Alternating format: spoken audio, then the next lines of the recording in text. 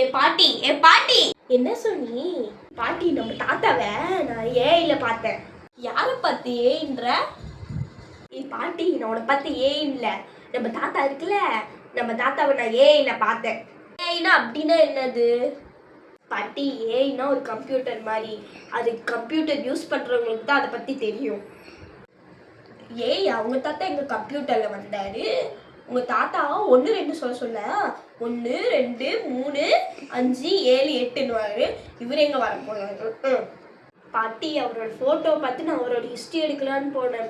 அதுக்குள்ளே என்ன ஆச்சுன்னா அந்த சிம் கார்டு தீர்ந்துச்சு. யார் இந்த வீட்டில் எனக்கு காசு தரா? யாருமே தரதில்லை. நீ கவலைப்படாத கண்ணு, நான் காசு தரேன். அந்த ஆளோட ஹிஸ்ட்ரியே எனக்கு வேணும். அந்த ஆளோட ஜாதகமும் எனக்கு எடுத்துகிட்டு வந்துரு, ஓகேவா? இந்த கணக்கு காசு வச்சுக்க.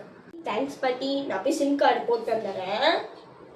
ஏய் சோனி, என்கிட்ட நீ காசு வாங்கல 50 ரூபா சிம் கார்டு போவ, அந்த ஆளோட ஃபோட்டோவை காமி. பாட்டி காசு எங்கேயோ நான் சிம் கார்டு போட்டேன் பாட்டி. ஆனால் வந்து ஃபோட்டோ தேடிக்கிட்டே இருக்க வரவே மாட்டேங்குது பாட்டி. என்ன பாட்டி பண்ணலாம்? இது ஃபோட்டோ கிடைக்கலையா? 50 ரூபா கொடுத்தல, எறாந்த குச்சை. பாட்டி இது எங்கள் அம்மா கிட்டே சொல்கிறேன் இரு. அத்தை எதுக்கு என் பிள்ளைய அடிச்சிங்க ஃபஸ்ட்டு? இங்கே பாருமா, 50 ரூபா வாங்கிட்டு போனா 2 நாள் முன்னாடி. ஃபோனில் வந்து தாத்தாவோட ஃபோட்டோ வருதான் ஏஐல, அவரோட ஹிஸ்ட்ரியே வருதான். காசை வாங்கிட்டு போயிட்டு கேட்டேன் எங்கடா தாத்தாவோட ஃபோட்டோன்னு. அவன் ஏதோ ஒன்று காரணம் சொல்கிறான். நீ ஏன் சொல்லு.